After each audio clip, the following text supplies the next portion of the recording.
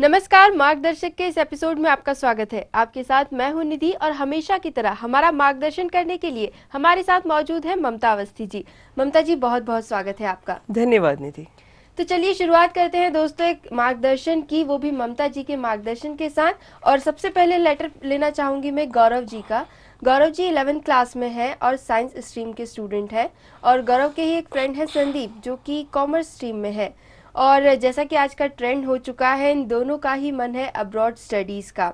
दोनों ही चाहते हैं कि वो फॉरेन में रहकर पढ़ाई करें और अंडर ग्रेजुएट कोर्सेज परस्यू करना चाहते हैं। तो इन कोर्सेज के लिए उन्हें कौन कौन से एग्ज़ाम्स क्लियर करना होंगे, इस तरह का ये मार्गदर्शन आपसे चाहते हैं। अच्छा, गौरव ने बहुत अच्छी अपनी सोच रखी है, लेकिन आजकल ये नॉर्मल ट्रेंड हो गया है। बहुत सारे स्टूडेंट्स जो हैं वो बाहर जाके पढ़ना चाहते हैं। शायद उसके पीछे कारण कुछ ग्लैमर भी है अब्रॉड का। तो सबसे पहला जो सजेशन बिफोर इनके क्वेश्चन का जवाब देने के पहले, कि अगर इनकी फैमिली इनको अफोर्ड कर सकती है बाहर भेजना, तो ही आज के समय में बाहर जाने की कोई वैल्यू का डिसीजन लेना चाहिए। जी। क्योंकि जो टाइम चल रहा है जिसके साथ रुपए की वैल्यू में उतार चढ़ाव लगातार बना हुआ है, ऐसी स्थिति में अगर इन्होंने अपने फैमिली को फोर्स किया इन्वेस्ट करने के लिए, क्योंकि इन्वेस्टमेंट काफ़ी बड़ा इन्वेस्टमेंट होता है, बिल्कुल। तो वो इनकी तरफ से एक गलत बात रहेगी जो इनको मेरे ख्याल से अवॉइड करनी चाहिए। जी।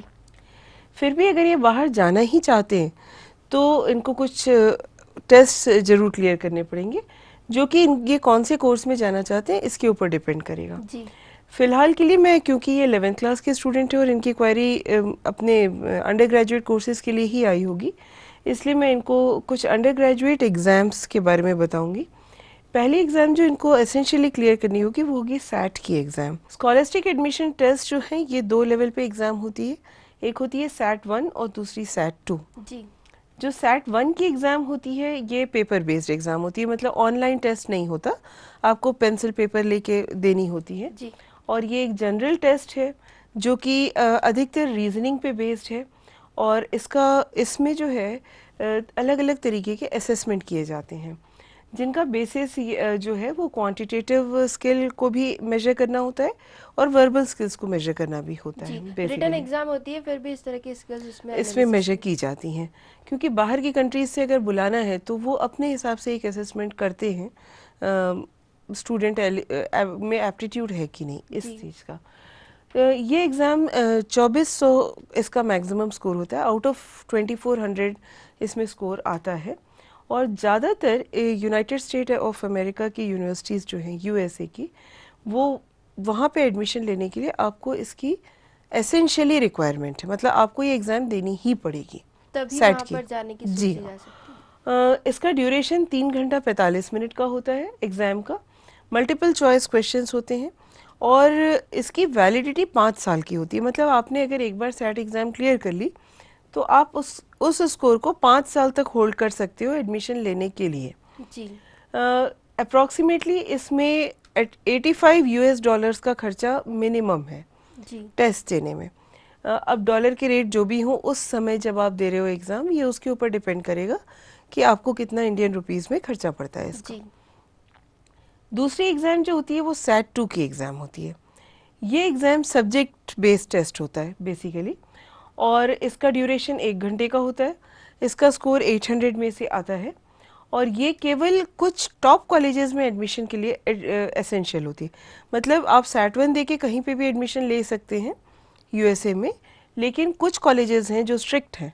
सेट 2 के लिए। हाँ जी हाँ, वो सैट 2 को क्लियर करने के लिए आपसे डिमांड करते हैं वो चीज़। तो ऐसे कॉलेजेस जो हैं वो बेसिकली कोर्सेज प्रोवाइड करते हैं लिटरेचर के ऊपर, सोशल साइंसेस के ऊपर, history, maths 1, 2, biology, chemistry, physics, या फिर अलग अलग लैंग्वेजेस हैं जैसे चाइनीज़, जर्मन, फ्रेंच एक्सेट्रा। तो ऐसे कोर्सेज में जो लैंग्वेज बेस्ड कोर्सेज हैं, अगर हम उसमें एडमिशन लेना चाहें तो कुछ टॉप की यूनिवर्सिटीज़ सैट 2 को कंपलसरी मानती हैं। जी। फिर सैट जो है वो बेसिकली अंडर ग्रेजुएट कोर्सेज के लिए है, जैसा मैंने आपको बताया था। जी। लेकिन ये यूएसए में ही 7 बार साल में कंडक्ट होती है। मतलब ऐसा नहीं है कि आपके पास एक ही चॉइस है, साल में एक बार 7 नहीं होती, टाइम्स। साल में 7 टाइम्स यूएसए में होती है। और इंटरनेशनल लेवल पे ये लोग साल में 6 टाइम्स कंडक्ट करते हैं, मतलब हर 2 महीने में आप ये एग्ज़ाम दे सकते हैं। यानी अपॉर्चुनिटीज काफी ज्यादा बहुत है। ज़्यादा है, वो लोग काफ़ी आपको अट्रैक्ट करने की कोशिश करते हैं कि आप बाहर जाए। जी लेकिन मेरा ये हम्बल सजेशन है कि आप जब अपने आप को एग्ज़ाम के लिए रजिस्टर करते हैं तो आपके डिटेल्स तो ऑलरेडी उनके पास रजिस्टर हो चुके हैं, जी तो वो भी ये मॉनिटर करते हैं कि इस पर्टिकुलर स्टूडेंट ने कितनी बार मैं सैट अपीयर किया है और कितनी बार में स्कोर लाया है। यानी कितने अटेम्प्ट्स किए हैं स्टूडेंट ने, वो भी हाँ, काफी मायने रखता है। वो लोग क्वाइटली इस चीज़ को मॉनिटर करते हैं। तो जी जब वो आपको कॉलेजेस या कोर्सेज अलॉट करते हैं तो इस बात का ध्यान रखते हैं। बिल्कुल। इसलिए अगर आपको क्वालिटेटिव कॉलेज में या यूनिवर्सिटी में जाना है तो मेरा सजेशन है कि आप अच्छे से तैयारी करके, बेहतर तरीके से तैयारी करके हद से हद 2 बार अटेम्प्ट करिए। 2 से ज़्यादा बार ना करें तो आपकी एक वैल्यू बनी रहेगी, आपको स्कॉलरशिप्स मिलने में, आपकी फंडिंग होने में आसानी होती है। जी, तो वैसे तो काफ़ी अच्छी अपॉर्चुनिटीज़ अवेलेबल है, जैसा कि मैम ने बताया कि 7 बार सेट की एग्ज़ाम की अपॉर्चुनिटी आपको मिलती है, तो काफ़ी अच्छी सी बात है।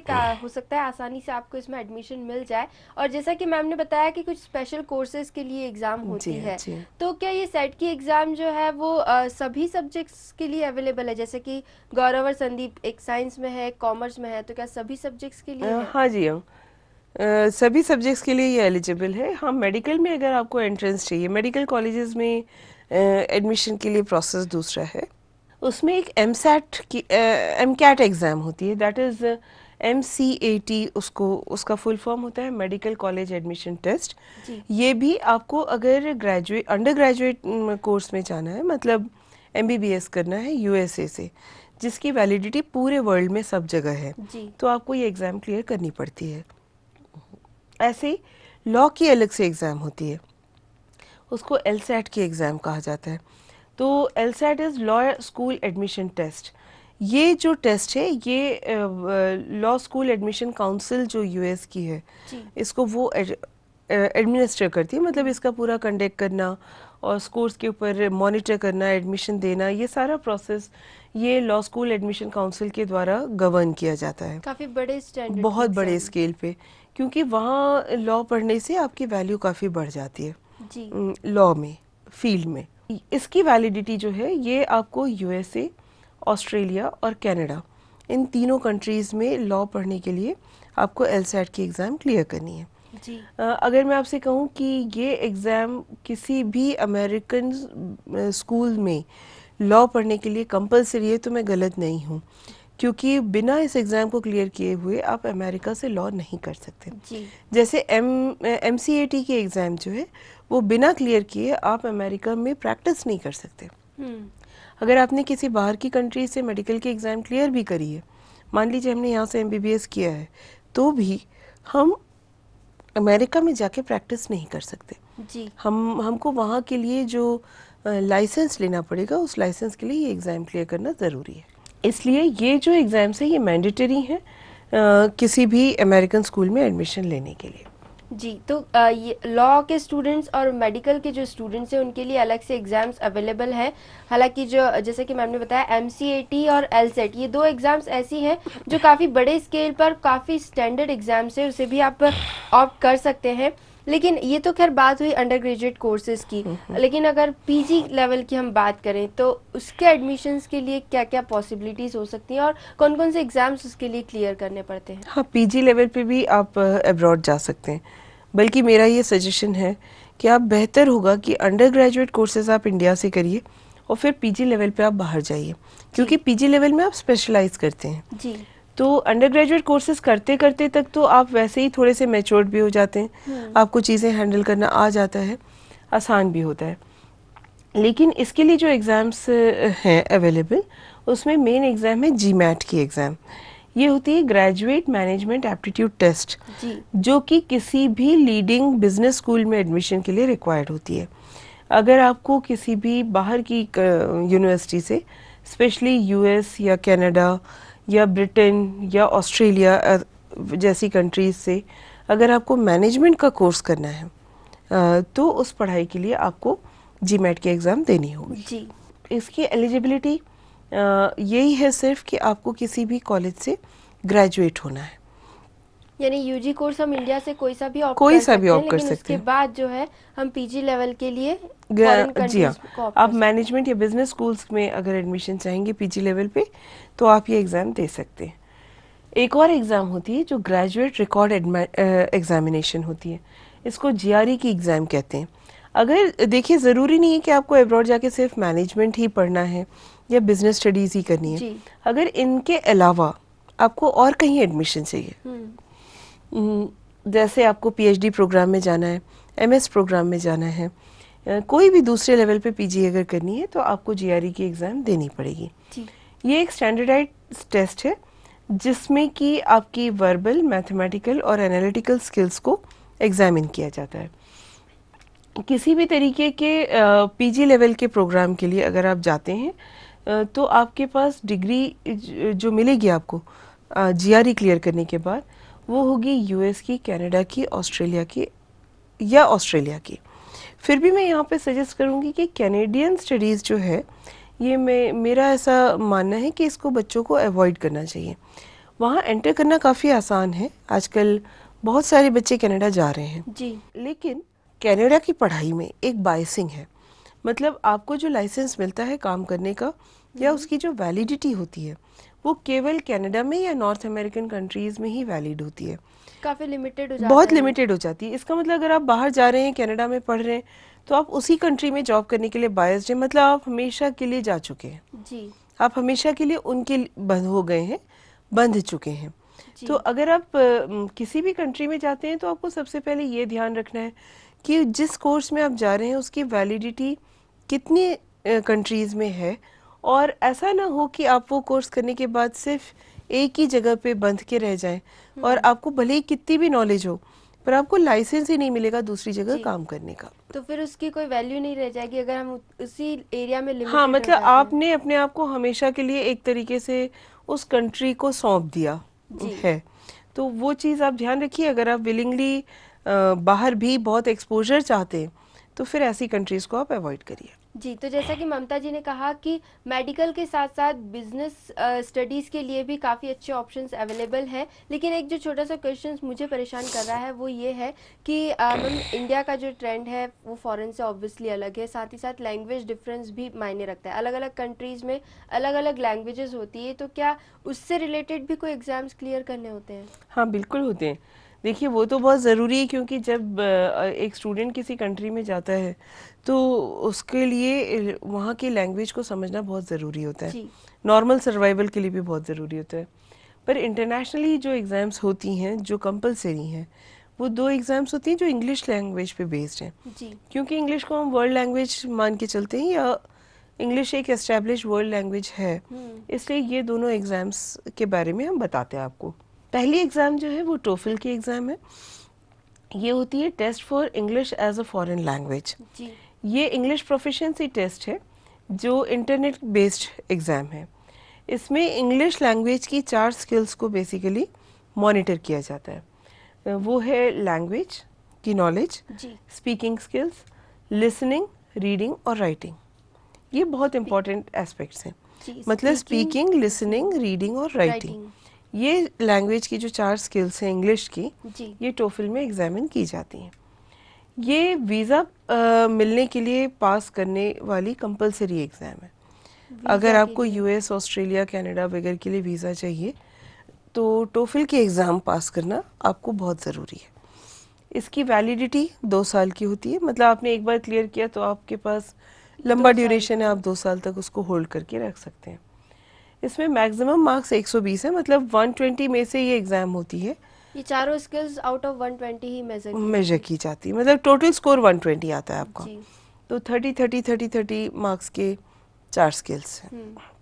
इसका ड्यूरेशन 4 घंटे का होता है, क्योंकि 4 स्किल्स हैं, जी। तो 1 घंटे का एक स्किल का मेजरमेंट होता है, मॉनिटरिंग होती है। डिफरेंट यूनिवर्सिटीज़ ने डिफरेंट क्राइटेरियाज रखे हैं आपको एडमिशन देने के लिए, लेकिन फिर भी जो अच्छे कॉलेजेस हैं, अच्छी यूनिवर्सिटीज़ हैं, उनका मिनिमम रिक्वायरमेंट होता है कि आपका टोफल में कम से कम 90 का स्कोर होना चाहिए। 120 में से 90 मार्क्स लाना कंपलसरी है। हाँ, कुछ जो सिलेक्टेड। बेटर सिलेक्टेड यूनिवर्सिटीज़ हैं, उन्होंने अपने क्राइटेरिया को फिक्स किया हुआ है। एक और इंग्लिश बेस्ड एग्जाम्स जो होती है वो होती है IELTS की एग्ज़ाम। जी। ये होती है international English language testing system.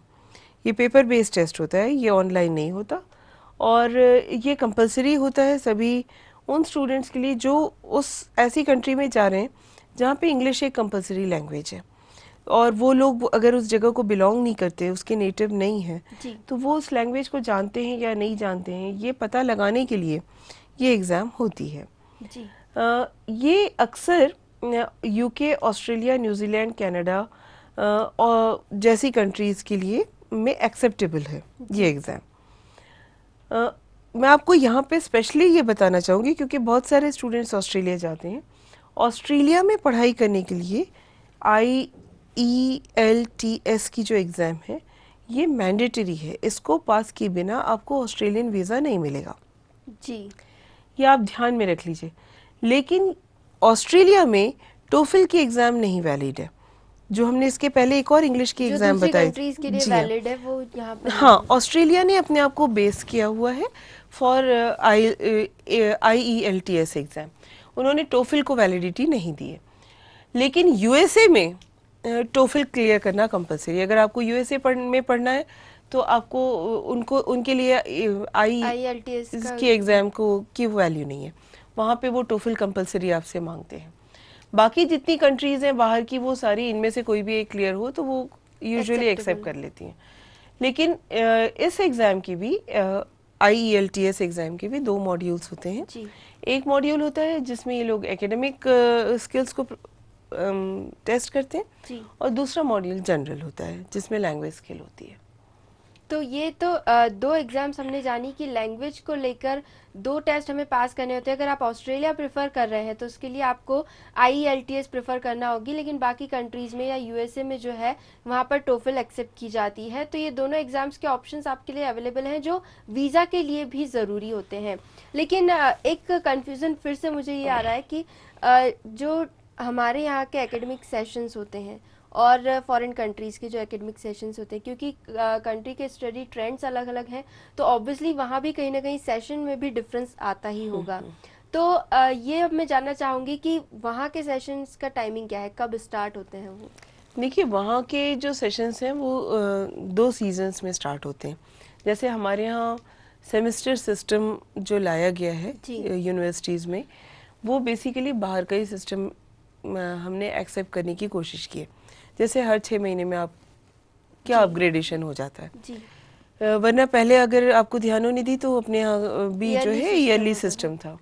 ये जो एग्ज़ाम्स बाहर होती हैं या सेशंस जो बाहर के होते हैं वो 2 सीजन्स में होते हैं। एक होता है स्प्रिंग सीजन, वो स्प्रिंग सीजन इनका स्टार्ट होता है जनवरी सेशन, और दूसरा होता है इनका फॉल सीजन जिसको ये कहते हैं अगस्त में स्टार्ट होता है।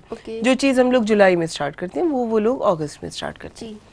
तो जब अगर आप इसकी जो तैयारी शुरू करते हैं वो ये 2 बातें ध्यान में रख के करें तो आपको आसानी होगी ज्वाइन करने के लिए।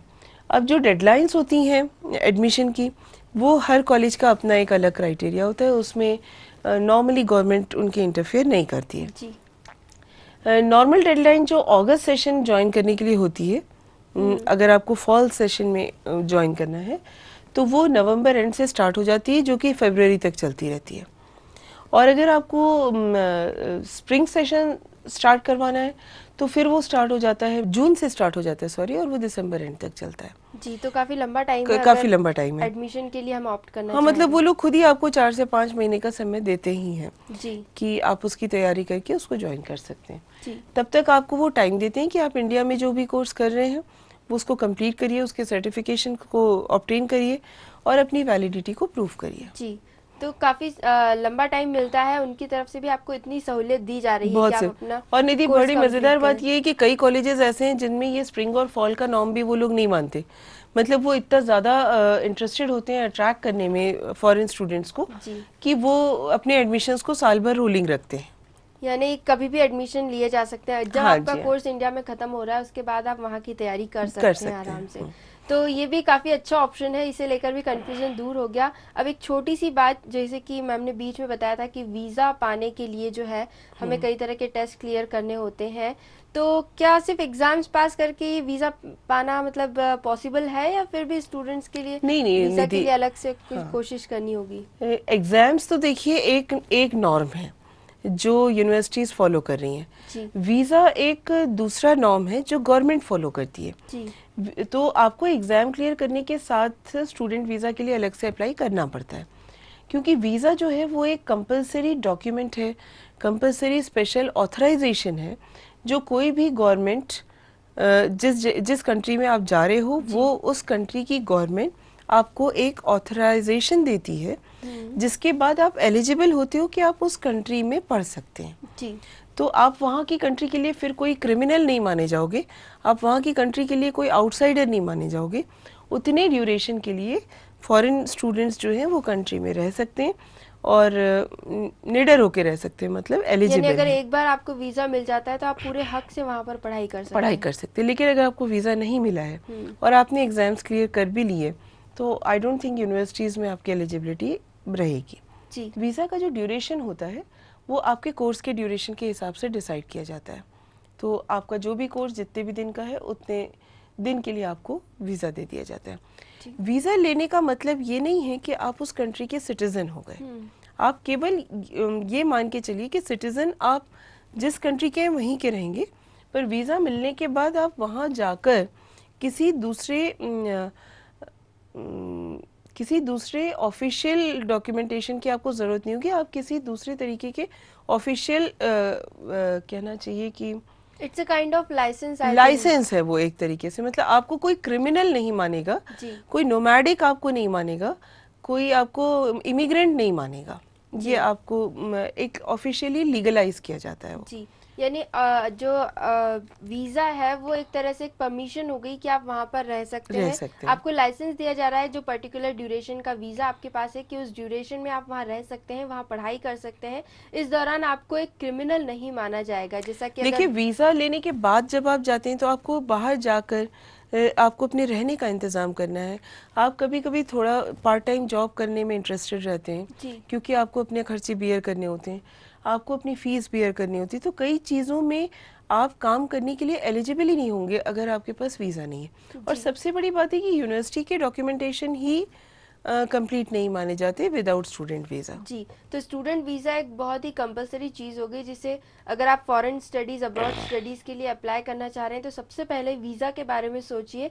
और स्टूडेंट्स की सहूलियत के लिए मैं ये ज़रूर जानना चाहूँगी कि वीज़ा के लिए अप्लाई कैसे किया जाता है। हाँ, सबसे पहले तो देखिए निधि, जो हमने टेस्ट बताए हैं undergraduate as well as graduate level के, जी उनको क्लियर करना आपको ज़रूरी है। उसके बाद आप किसी भी जो भी आपका स्कोर आता है उस स्कोर के हिसाब से आप रिकॉग्नाइज्ड यूनिवर्सिटीज़ और कॉलेजेस को अप्रोच करते हैं। कई बार आपका स्कोर अगर बहुत अच्छा है तो कॉलेज आपको अप्रोच करता है। जी जो टॉपर्स जनरली होते हैं उनके जी लिए। हाँ, तो आप पहले आप अपने आप को रजिस्टर करिए, जो भी आपने कॉलेज या यूनिवर्सिटी सेलेक्ट किए। वो जब आपका रजिस्ट्रेशन हो जाता है तो आपको एक कंफर्मेशन लेटर भेजते हैं। जी ये कंफर्मेशन लेटर जो है वो आपके लिए ज़रूरी है वीज़ा अप्लाई करने के लिए। इस सर्टिफिकेट ऑफ एलिजिबिलिटी को आपको सबमिट करना पड़ता है एम्बेसी में, उस एम्बेसी में, उस कंट्री की एम्बेसी में जिस कंट्री में आप जाना चाह रहे हैं। जी इसके बाद आपको एक पर्सनल इंटरव्यू के लिए एम्बेसी में बुलाया जाता है और वहाँ पे आपको इंटरव्यू लेके वीज़ा फिर आपको दिया जाता है। तो ये एम्बेसीज हर कंट्री में, हर कंट्री की एम्बेसी अवेलेबल है, कोई बहुत डिफ़िकल्ट प्रोसीजर नहीं है। आप अगर जाने के लिए एडमेंट हैं, जाने के लिए कॉन्फिडेंट हैं, तो आपको ये प्रोसीजर फॉलो करना पड़ता है। जी तो ये था आज का मार्गदर्शन, जहां हमने बात की अब्रॉड स्टडीज़ के लिए होने वाले टेस्ट के बारे में, किस किस तरह के एग्जाम्स क्लियर करके आप अब्रॉड स्टडीज़ के लिए ऑप्ट कर सकते हैं। साथ ही साथ ये भी जाना कि स्टूडेंट्स वीज़ा के लिए किस तरह से अप्लाई किया जा सकता है। अगली बार फिर मिलेंगे एक नए टॉपिक के साथ। कोई भी फीडबैक या क्वेरी आप हम तक पहुँचाना चाहते हैं तो हमारा email ID है margdarshak.city@gmail.com। अपनी बातें हमसे ज़रूर शेयर कीजिए। अगली बार फिर मिलेंगे, तब तक के लिए नमस्कार।